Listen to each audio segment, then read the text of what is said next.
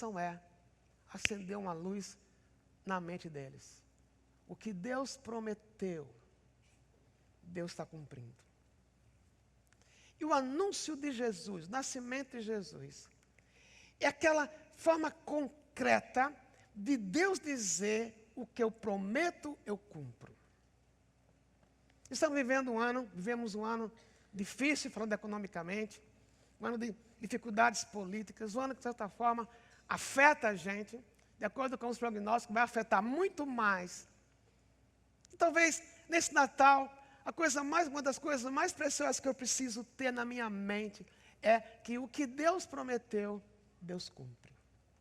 E Deus prometeu estar comigo e com você em qualquer situação, em dias de crise econômica, política ou em fartura. E assim, o anúncio para esse povo que não tinha esperança, que era rejeitado, que era destituído de qualquer valor, que não sabia quase que ler. Deus diz: hoje nasceu na cidade de Davi, vos nasceu. É um detalhe aqui muito especial para a gente ter em mente. Ele diz que nasceu para vocês. Era que são de uma forma muito personalizada. Deus estivesse falando no ouvido de cada um, embora fosse uma coisa estrondosa. Eu estou mandando um Salvador para você. Como pastores, sem nenhum valor socioeconômico, educacional, receber um anúncio desse, com certeza, foi a coisa mais maravilhosa que aconteceu na vida deles. Imagine que talvez um gari, e não somente nada errado em ser um gari, mas alguém que talvez não seja visto na sociedade como alguém de valor, porque não tem educação, não tem dinheiro, não tem relação na sociedade. E esse gari, ele é convidado a participar do jantar de fim de ano no Palácio da Alvorada. Você diz talvez: não quero estar lá, deixa ele ir. Mas se levar em conta o contexto que estamos vivendo, com certeza a Clem diria: puxa, quem sou eu para receber um convite deste? Mas, meus queridos, minhas queridas, se como seres humanos valorizaríamos algo como isto, imagine ouvir de um anjo que Deus disse: eu vi a sua necessidade, eu vi o estado no qual você vive, eu sei quem você é justamente para você que eu estou mandando um Salvador, aquele que vai mudar a sua vida. Na mente dos pastores, a princípio, ele não pensava tanto como nós pensamos hoje em termos de salvação. Sou pecador, porque sou pecador mereço punição, mas desde que eu mereço punição, Jesus morreu por mim, se eu creio nisso, meus pecados são perdoados, como a Bíblia diz.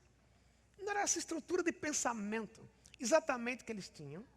Eles sabiam que aquilo que os outros judeus traziam para o templo, levavam uma ovelha para ser sacrificada, simbolizava que um dia o Messias viria e que um dia o Messias seria o Cordeiro de Deus, que tiraria o pecado do mundo.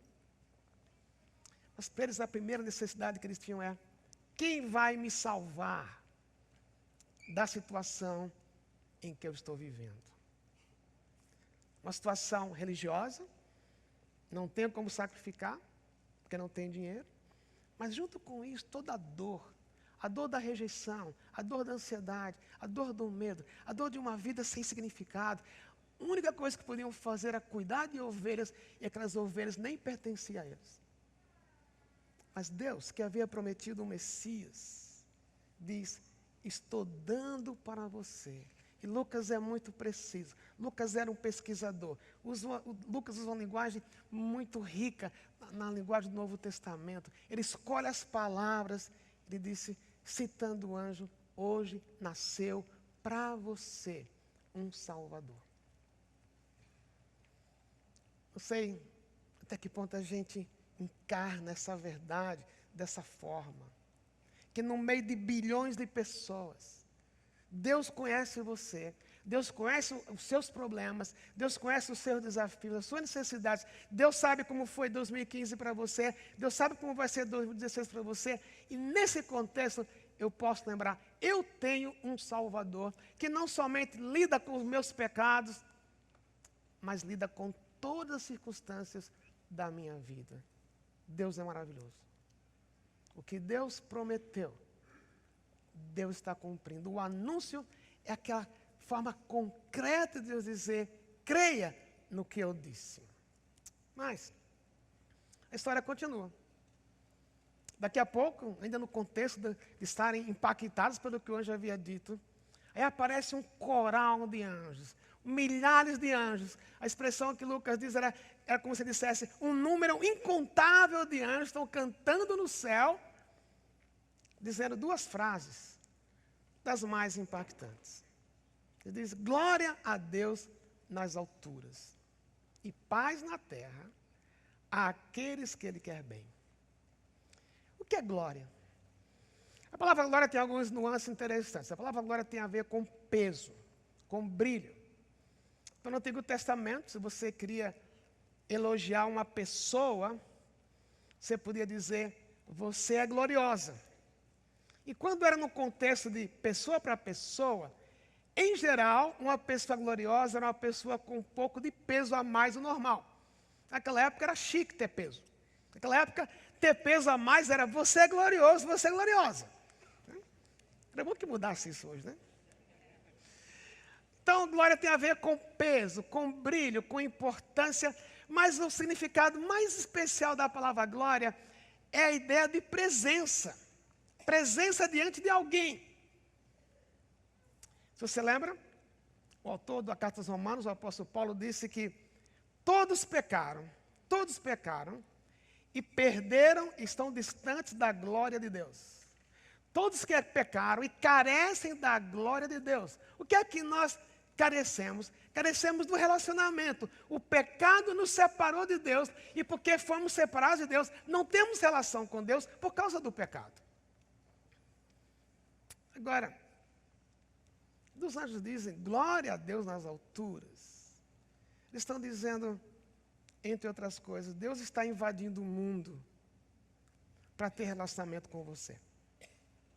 Deus está invadindo o mundo através de Jesus, para que seja possível novamente você ter um relacionamento com Jesus, no qual você se sinta realmente gente, se sinta perdoado, se sinta agraciado, se sinta amado por Deus, é a intervenção dele. Por isso, vamos dar brilho para Ele. Deus merece todo o brilho, todo o peso é dele, porque Ele está resolvendo intervir na história da humanidade através do nascimento desse menino que nasceu há pouco.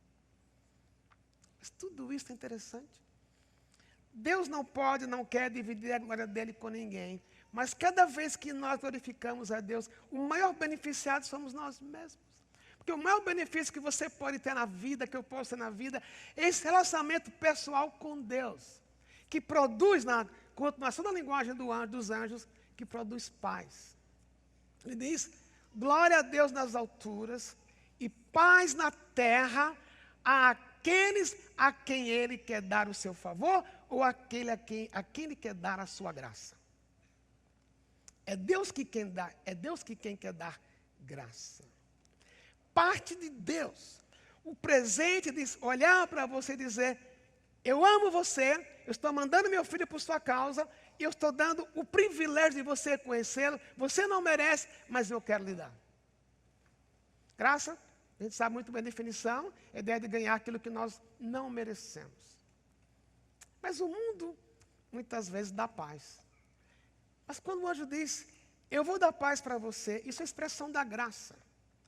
Porque nenhum de nós merecemos paz, porque a falta de paz é fruto do pecado. Por que é que ficamos ansiosos?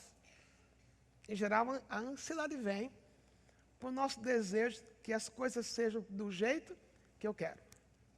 São coisas simples. Por exemplo, muitos de vocês, seus filhos fizeram vestibular agora, ou estão fazendo.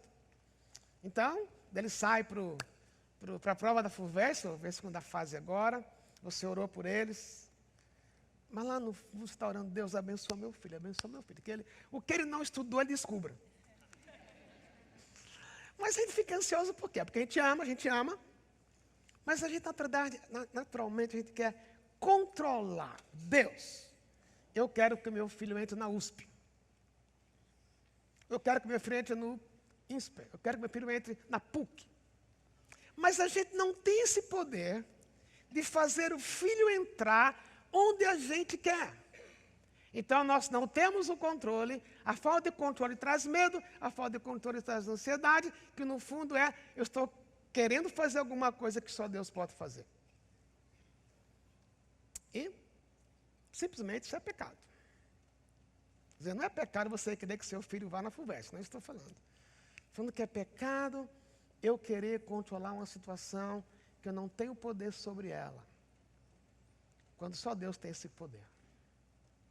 Então, a ansiedade, o medo, a insegurança, o ressentimento, tudo isso gera falta de paz. Mas o que é que Deus disse? Os anjos falam, aliás, glória a Deus. A Deus toda a glória, a Deus toda a honra. Porque esse mesmo Deus quer invadir a sua vida para produzir paz que você mesmo não tem poder de produzir. Um pouco antes de morrer, na última noite com os seus discípulos, ele falou para os discípulos, a minha paz vos dou. Não vos la dou como o mundo a dá. Mas tende bom ânimo, eu venci o mundo. O mundo traz paz, não necessariamente nada errado. Mas eu suponho que nesse Natal, se você recebeu o seu 13º mês, se você já ganhou um bônus extra, você vai poder olhar para a sua conta e dizer, eu posso dar um presente para minha esposa, para meus filhos, eu posso passar as férias em Cabrobol, Paris, que eu tenho dinheiro, tanto faz. Isso traz segurança, isso traz paz. Se você está ascendendo na sua carreira, atingindo os sonhos que você tinha, fez um planejamento para 2015, você conseguiu cumprir quase tudo, isso traz paz. Estou chegando lá. Mas daqui a pouco, sua carreira pode ruir, seu dinheiro pode acabar, e vem o medo e a insegurança, e a paz foi embora. O que Jesus disse foi, tende bom ânimo, eu venci o mundo. E porque ele venceu o mundo, ele tem controle sobre todas essas coisas. E mesmo quando essas coisas, aparentemente, vão ser perda para nós, quando nós não conseguimos vivenciar da forma como nós queríamos, ele pode lhe dar paz. Porque ele disse, eu estou nisto. É muito difícil para mim e para você, eu creio que muitas vezes, aceitar, crer, que Deus está numa situação de saúde delicada. Deus está numa situação econômica que você está perdendo cada vez mais o que você tem. E poder dizer, eu creio, aceitar que Deus está nisto. Mas quando eu olho para Deus e digo, Deus, eu não tenho controle sobre isso. A única coisa que eu posso fazer é correr para o Senhor. E aceitar que o Senhor está nisto. Esse tipo de paz que não muda de acordo com a circunstância.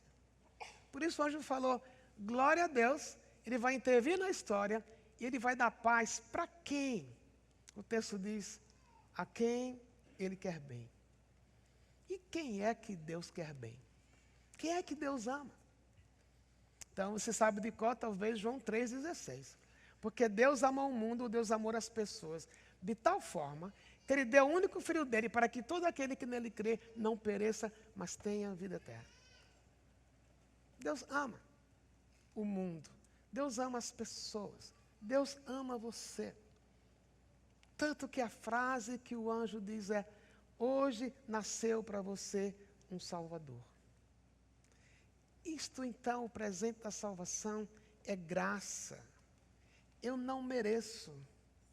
Mas junto com a salvação, junto com o perdão eterno de pecados, Deus ele me dá os recursos para viver uma vida num mundo tenebroso e que não estou livre de perda de emprego, de perda de saúde, de perda de casamento, de perda de filhos, de perda de amor, mas mesmo assim, no meio da circunstância, eu poder ter paz. Porque Deus deu. Agora, estamos no Natal. Se você fosse pensar, qual o maior presente que você pode ganhar no Natal?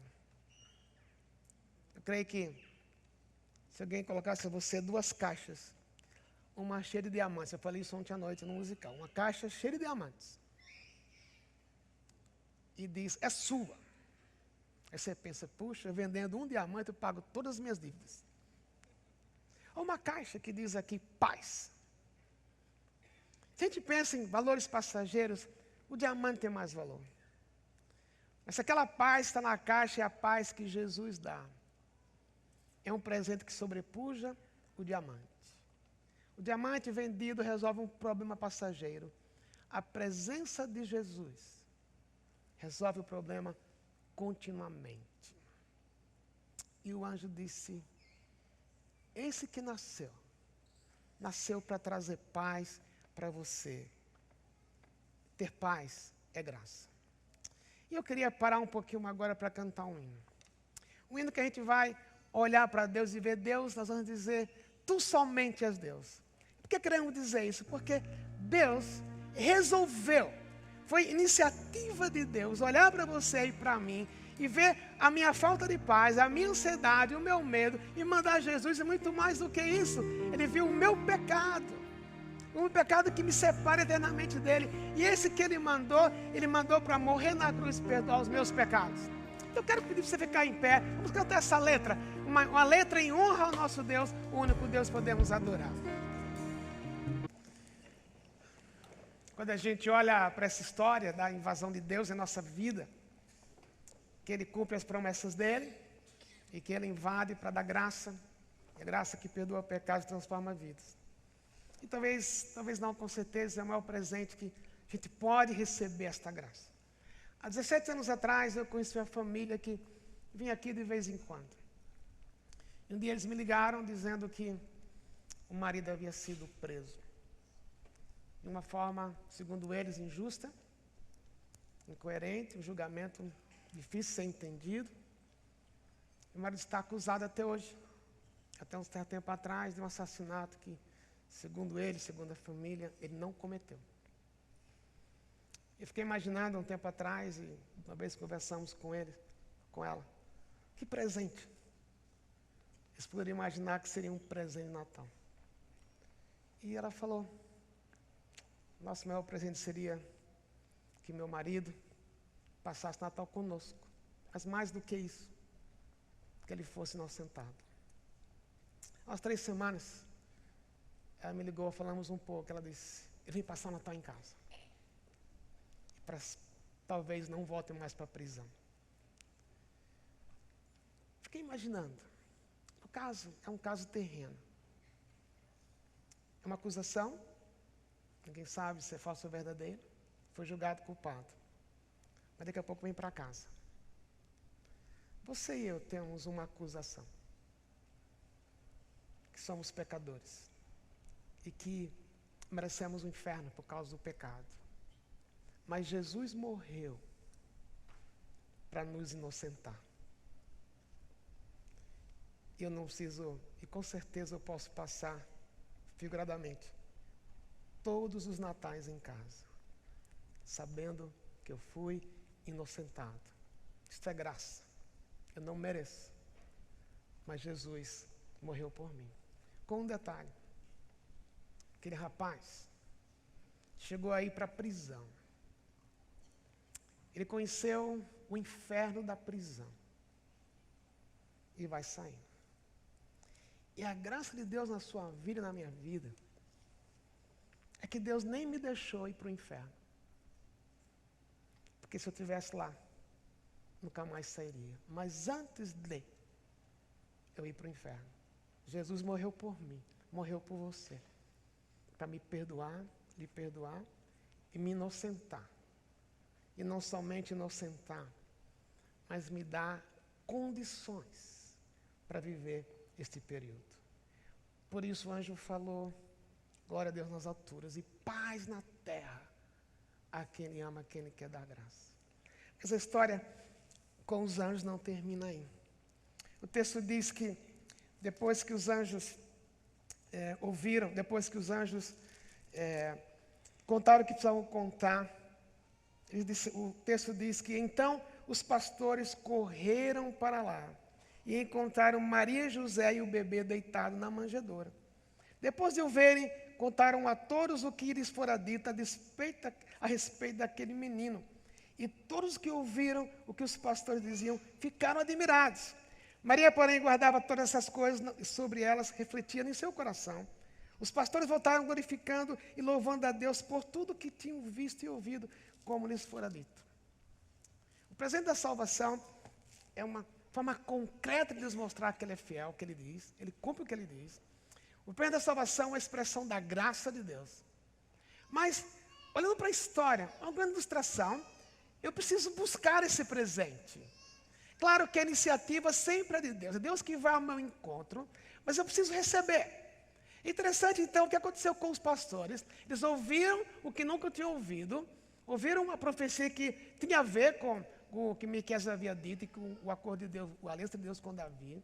Mas, em vez de ficar ali parados, eles foram para Belém, cerca de 10 quilômetros distantes de Belém.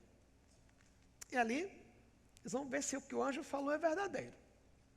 Havia um sinal que foi dado, é que eles encontrariam um bebê numa manjedoura. E às vezes nas histórias de Natal, a gente imagina José e Maria chegando em Belém e batendo em várias portas de hospedarias, e batiam, não tem lugar, tudo está overbooked. Então, não acha lugar, depois de 10 hospedarias, ela entra em trabalho de parto, né? E o neném nasce.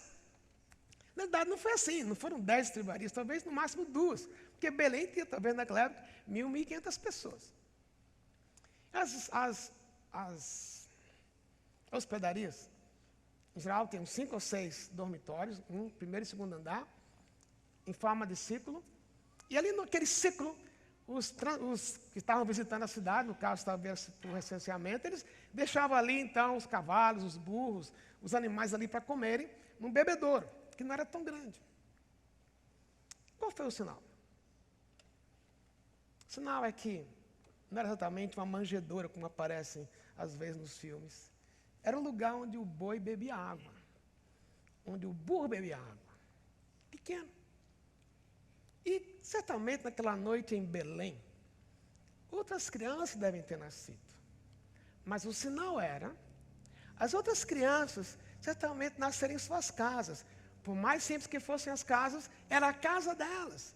Os pais se unificaram, José e Maria não. Então, o sinal era um bebê numa manjedoura. Se eles esperavam o Messias, era de se esperar que o Messias tivesse uma banda para anunciar o nascimento dele, tivesse uma orquestra, tivesse balões, tivesse tiro, tivesse muito barulho, mas foi uma coisa simples.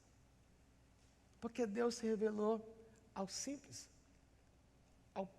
aos pobres pastores. E o fato deles ser pobres, não quer dizer que eles eram de mais valor ou menos valor, não é que Deus fez opção pelos pobres, mas Deus fez opção para quem precisa, para quem tem necessidade, seja ele rico ou pobre. E a mensagem foi tão impactante que eles correm. A ideia do verbo aqui que Lucas usa não é exatamente a ideia de correr 50 km por hora, mas eles ficaram tão incomodados, ficaram tão impactados. Aquilo foi um mover tão grande dentro dele que eles correram para ver o que tinha acontecido. Chegam e tocam no bebê. Eles tocam na promessa de Deus. É verdade, aqui o neném nasceu. E o que eles fazem? O texto diz que eles começaram a contar o que haviam ouvido. Eles foram buscar, eles resolveram confiar que aquilo que o anjo disse é verdade. E meu querido, minha querida, 2016 vem aí. Por mais difícil, por mais negro que sejam os prognósticos a respeito do Brasil, mesmo dando o ministro do Planejamento, o ministro da Fazenda, seja o que for, não é isso que realmente traz para nós paz. O que traz para nós paz é a presença de Jesus dentro de nós, mas eu preciso resolver crer que isso é verdade. Como os pastores fizeram, eles buscaram isso, mas uma coisa milagrosa acontece aqui. Lembra que eu disse no início? Que os pastores ninguém acreditava neles. Havia uma expressão na época, já naquela época, que marinheiro cospe palavrão, mas o que o pastor cospe não é digno de ouvir. Não é o pastor de igreja, tá? Não confunda. Então, mas olha o que acontece. O texto diz que eles foram, viram o bebê, e agora voltam contando o que eles viram, e agora as pessoas creem neles. Que mudança! Veja, eles não deixaram de ser pastores, eles não ficaram ricos, eles não trocaram de roupa, certamente não tomaram banho, continuam sendo fedidos para a sociedade, continuam sendo rejeitados, mas agora, por ter experimentado e visto que os anjos falaram a verdade, a vida deles muda de tal forma que eles ganham credibilidade. Eles passam a ser usados por Deus a despeito do que eles são. É muito fácil na nossa vida a gente perder o valor pessoal. Olhar para a gente mesmo por alguma coisa que a gente perdeu. Pode ser que esse ano você tenha perdido o seu emprego. Pode ser que esse ano você tenha perdido a sua família, ou o seu filho, ou o seu cônjuge que você ama. Pode ser que você tenha perdido até o seu valor profissional, porque sua carreira desabou. Isso é verdade, pode ser verdade.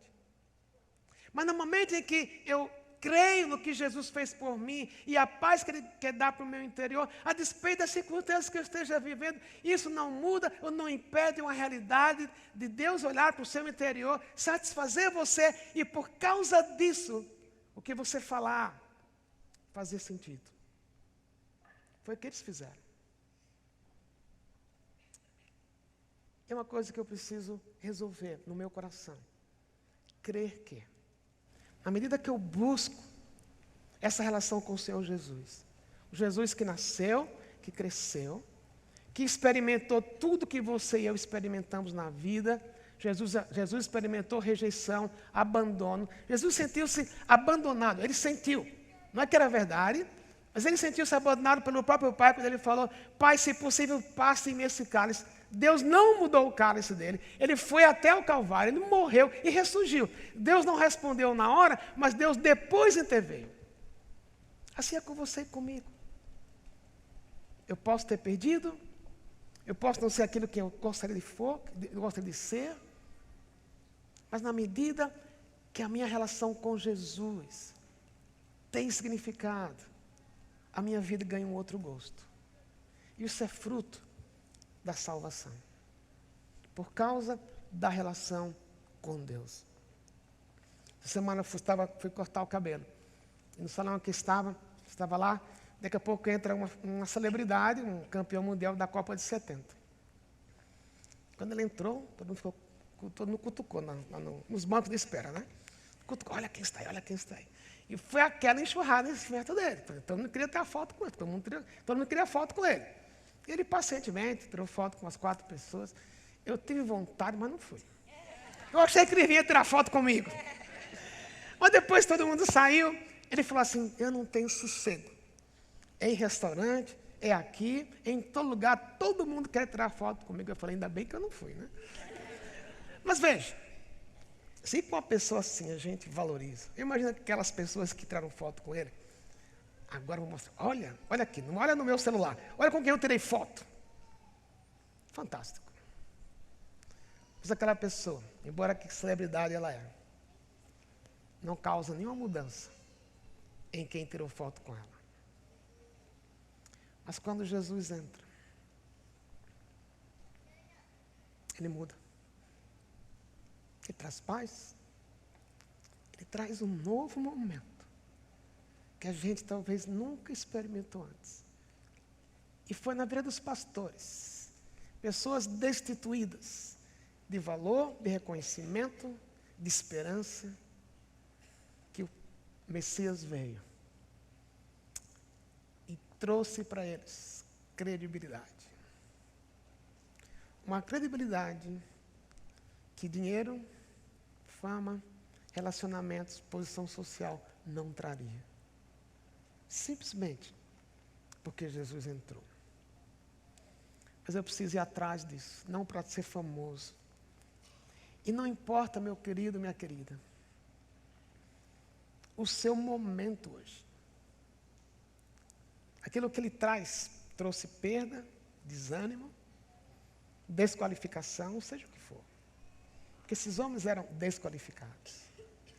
Mas porque Jesus nasceu. Cresceu, morreu, ressuscitou. Ele é a expressão concreta da fidelidade de Deus. Então, se Deus disse que ia mandar o Messias, Deus mandou. Ele é a expressão da graça. que eu não mereço, mas Ele me dá paz. E quando eu busco, o que Ele produz em mim é um novo momento que eu nunca experimentei antes. A despeito de qualquer coisa que eu esteja vivendo. Mas eu preciso crer. Eu não sei como está sendo o seu fim de ano, o seu Natal. Deus sabe. Deus sabe das alegrias que você teve esse ano. Deus sabe das dores que você teve ou que está tendo. Mas quando o Natal traz essa memória para mim e para você. Existe graça para ser dada. Existe motivação para ser dada que o Senhor pode dar. Mas eu preciso crer nisto. Queria convidar você a abaixar a sua cabeça para orar agora. Nós cantamos, Tu somente és Deus. Tu somente és Deus. Só Deus tem o poder de ser fiel ao que Ele promete. Ele prometeu estar com você até o fim do mundo.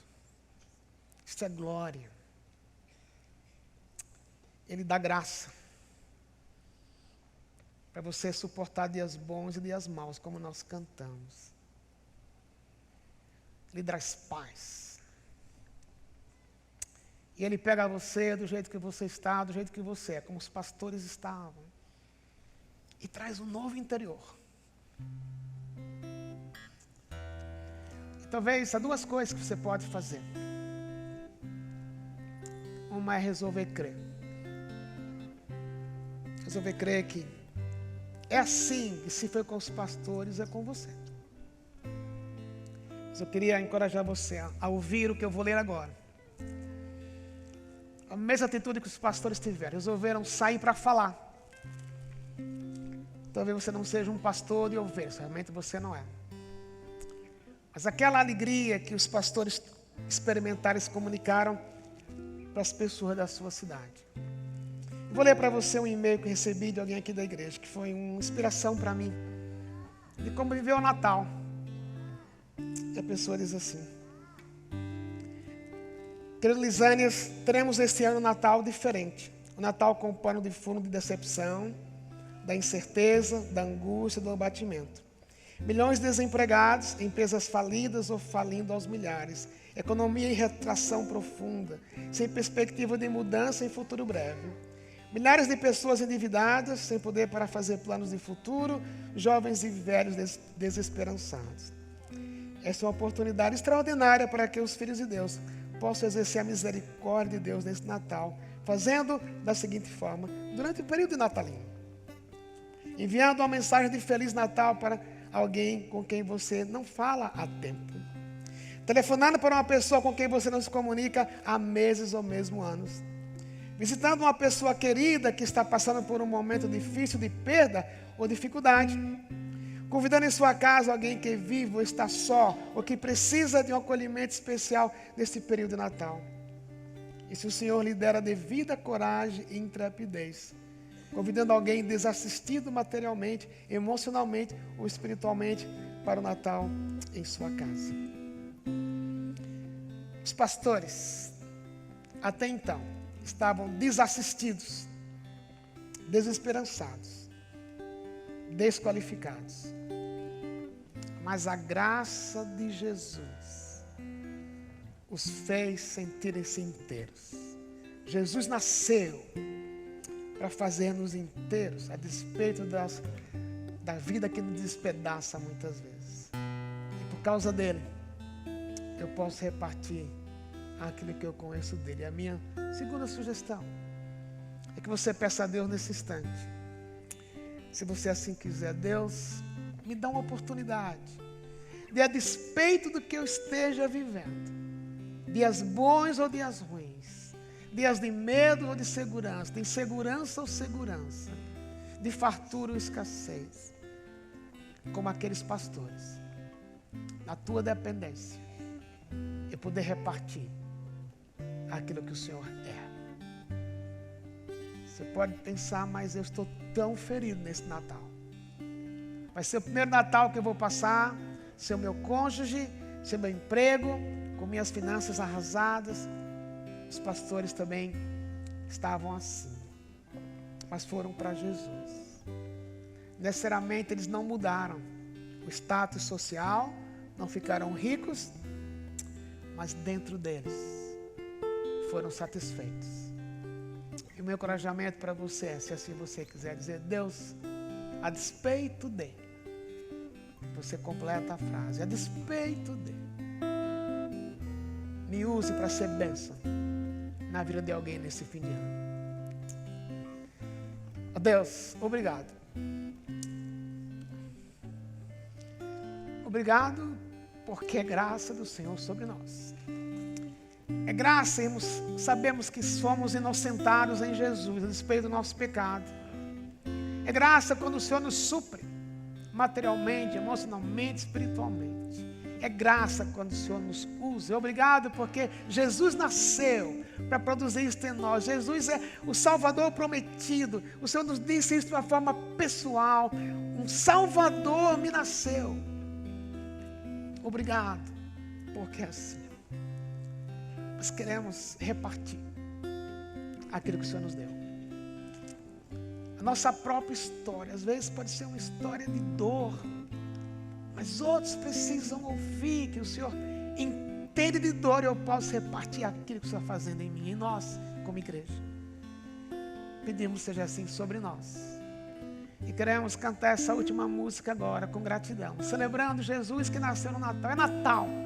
E queremos nos regozijar porque o Salvador nasceu. Em nome dele oramos. Amém.